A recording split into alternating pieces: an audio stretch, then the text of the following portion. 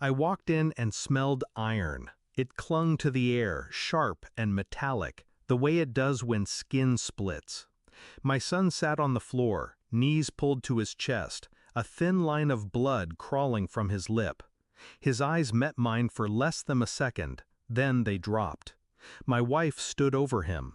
He talked back about his real father, she said. Behind her, a man I didn't know gripped a belt. Leather looped in his fist, coiled like a snake that had already bitten. He smiled at me, slow, deliberate. Next time, he said, he won't be able to talk. I didn't move, not yet. I went to lift my boy. He flinched. My wife's brother stepped in front of the door, his weight filling the frame. He turned the lock. "You're not going anywhere." The sound of the bolt sliding home was almost gentle. I reached into my jacket. My wife saw. She screamed. I didn't say a word. Her scream wasn't fear for me, it was fear of me. I held my hand inside the jacket a beat longer than necessary. It wasn't a weapon she thought of, it was a truth she feared I might already have. Because I'd suspected, for weeks. The late nights, the strange calls answered in another room, the softness in her voice when she spoke to him, and the way she never once asked how my day was. But suspicion is a fragile thing. You don't accuse with it, you starve it, you watch it grow teeth. Now, here, with my son bleeding, the shape of it became clearer. Her lover wasn't a stranger, not really. He was the one she'd been speaking to when she said, "Don't worry, he'll never know." I'd thought she meant me. Now I wasn't sure if she'd meant my son. I played the role of a man who would talk later. That kept them calm. But that night I sat in the dark after they slept. I opened her phone. She'd changed the passcode. I didn't try to guess it. Guessing leaves marks. Instead, I called a friend at the phone company. 2 months of call logs, I said. Texts, too. By morning, I had the records. He called her every night after midnight. She called him during school pickup. The names were coded, saved under a woman's name. But numbers don't lie. I made copies, printed them, hid them. Then I called in another favor, DNA testing. 1 hair from my son's pillow, 1 from me.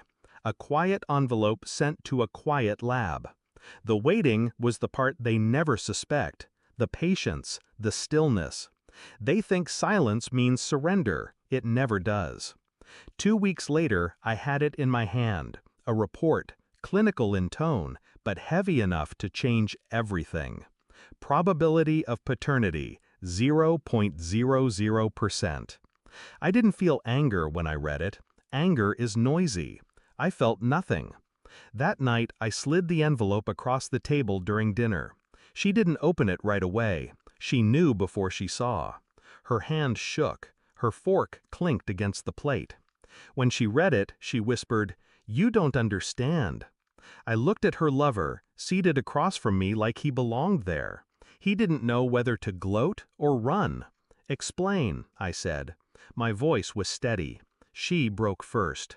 The story spilled. The affair, the decision to lie, the choice to keep me as the provider, him as the secret. The part she didn't say, but I heard, was that I had been convenient. The next day I invited her family over. They thought it was to talk. They thought this was still a negotiation. I waited until they'd all taken their seats. Her brother, her father, her lover. My son in the next room, door closed. I placed the DNA report in the center of the table. Slowly. No speech, no accusation. Her father read it first. His jaw locked. Her brother swore under his breath. The lover laughed, nervous, ugly, until he realized no one joined him. "This isn't," she started. I slid the stack of phone records on top of the report. Dates, times, durations. No one spoke. "I won't see you again," I said finally, to all of them, any of you. Then I walked past her lover. He flinched, as if I might touch him. I didn't. That would have been mercy. I took my son that night.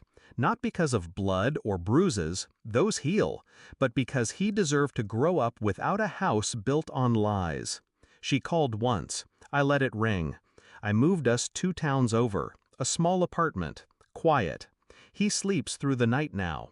Sometimes I think about the look on her face when she realized I hadn't lost control, that I had been in control the entire time, that the thing she feared in my jacket wasn't a weapon, it was knowledge. Knowledge is slower than violence, and it leaves deeper scars. I didn't take revenge. I handed her the mirror and let her drown in the reflection.